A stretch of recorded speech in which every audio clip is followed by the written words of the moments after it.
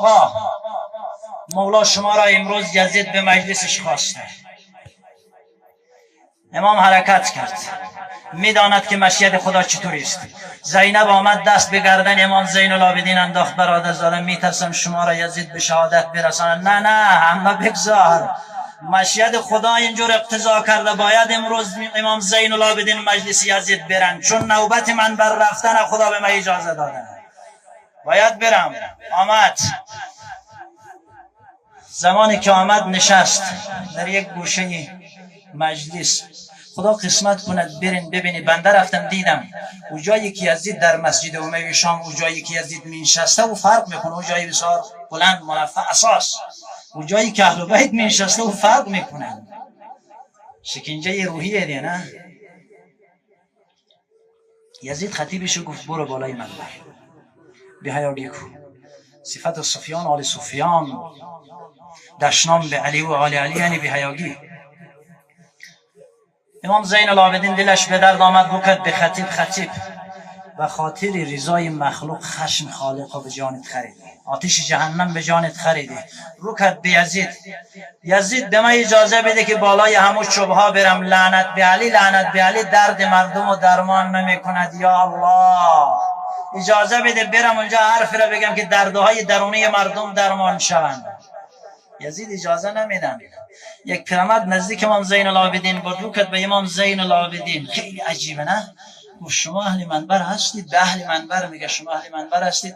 امام فرمود تو اجازه بگیر، تو واسطه شو به من اجازه اخذ کن، و زمان متوجه میشی که من اهل منبر هستم یا نیستم. نه برعکس، کاش یزید اجازه هم نمیدادی. اما یه حرف دیگه می به عوض که اجازه بدن چی طعنه میزند به امام زین العابدین، چی طعنه، چی زبان درازی میکند به امام زین العابدین. به عوض که اجازه منبر بده طعنه میزند به امام شما. شاعر مضمون گفته های یزید رو به شعر سرود. اگر صدا یاری که دیگه 2 شعر بخواند چی طعنه میزنه؟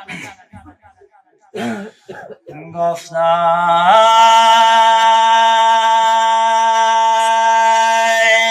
این خیال ای عابدین سر فگن و تو اسیرین زمان در دست من. به عوضی که اجازه منبر میگیری توی یک آدمی اسیری، تا به حال خیال خیال پردازی میکنی، طعنه میزنه به امام زین العابدین. فقط امی قدر طعنه؟ نه طعنه بالاتر از این. چی میگه؟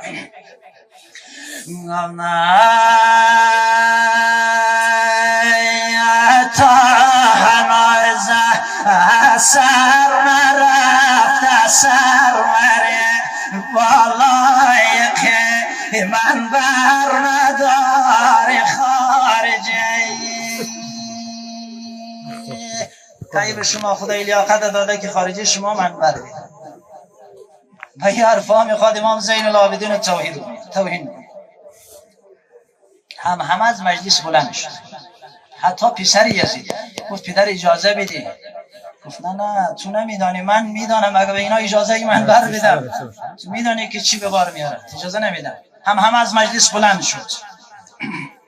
اجازه بده. یا آدم ضعیف، یا آدمی که مقید به قل و زنجیر چیزی رو نمیتونه بالای منبر بگه، آدمی که مریض، اجازه بده. ناچار یزید اجازه داد.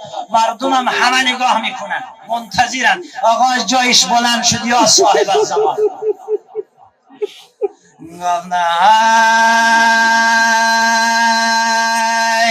شد صدا زنجیره حجت بلند با چشمها بر سوی حجت جلوه و نرم آهسته آهسته خزیدن با قطر رخون ز پایش می چکید. آقا آمد بالای منبر. کاش دست پای آقا باز مقید به قول. آقا مریض اول نفس راحت کرد، بعد از او پله های منبر شمار کرد، بعد از او حمد خدا کرد، بعد از او رو کرد به یزید یا زهرا. صدا زد یزید شب گذشته صحرای محشر در خواب دیدی نه؟ از پیغمبر طلب یاد کردی، پیغمبر از تو رو گردانید. گفت تا به کی یوسف مرا در کنج زندان نگاه میکنی؟ یزید خجالت زده گفت علی ابن الحسین، من همین یوسف زندان نشینی پیغمبر نمیشناسم کیه. امام فرمود گوش بده، مضمون کلمات مولایتون رو گوش بده. یزید گوش بده که من برایت معرفی کنم.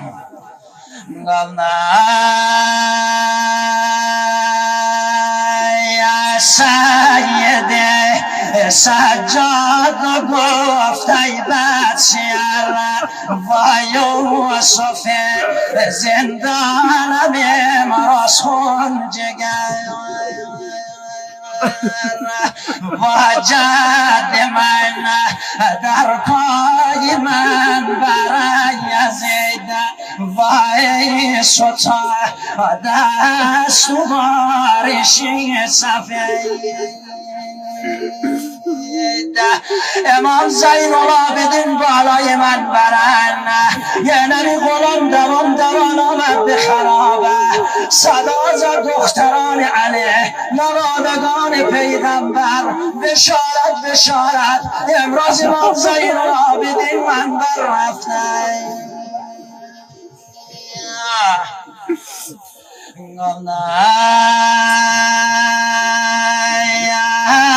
بشارت زینبین حق به مرکز جا گرفته و احمدی سامی مقام در قرب یودنا گرفته. البشارت دختر بیران نشین مرتضی و وارثی خونی حسین در فوق من برکرد و جای. امام زین العابدین بالای منبر چشمان به طرف امام زین العابدین دوخته شده. یا آقایی که مردم خارجی میگه ایگو حمد خدا کرد، رو کرد به مردم ایها الناس، هر کی مرا میشناسید بشناسید، هر کی نمیشناسید گوش کنید که من خودم معرفی کنم. صدا از مجلس بلند شد آقا معرفی کن. آقا صدا زد من ایها الناس انا ابن زمزم و صفا، مردم من فرزند زمزم و صفایم. مردم تعجب کرد خدایا ایره میگفت خارجی، ای که میگم از پسر زمزم و صفایم. صدا زد ایها الناس انا ابن مکه و منا، مردم من فرزند مکه و قربانگاه منایم. نزدیک آمد تا رسید به جایی که صدا زد ایها الناس انا ابن محمد رسول الله. مردم من فرزند پیغمبری خدایم. دوباره نزدیک آمد رسید به جای صدا زد ایها الناس انا ابن مجزوز الرأس من القفا. مردم من فرزندی کسی هستم بالمی تشنه سرشو از بدن جدا کرده.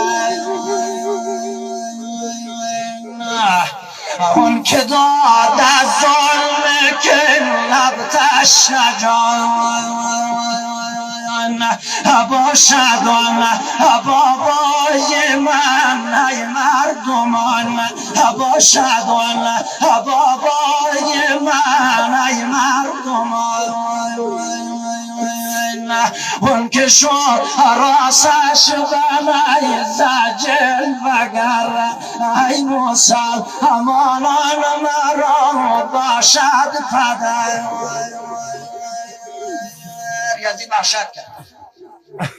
یزید وحشت کرد مؤذن برو از آن بگو کار خراب شد، به دست خودم خراب کردم.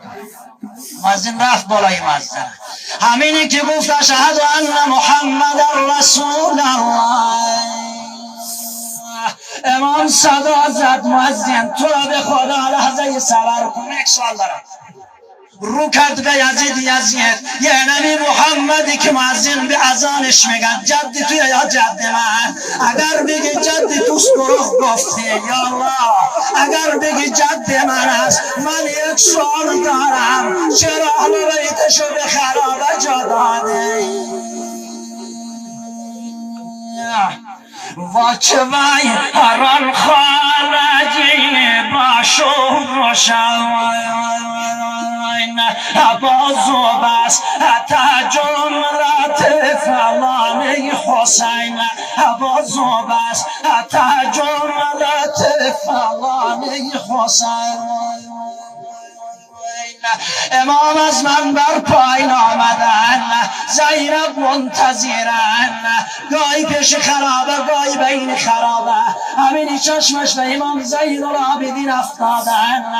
آمد دست به گردن امام زین العابدین انداخت، صدا زد اما جون زینب منبر رفتیان. آره اما جون زینب منبر رفتم، گفتی بیشتر از ما را به خرابه جا ندیم. آره اما جون زینب همه را گفتم.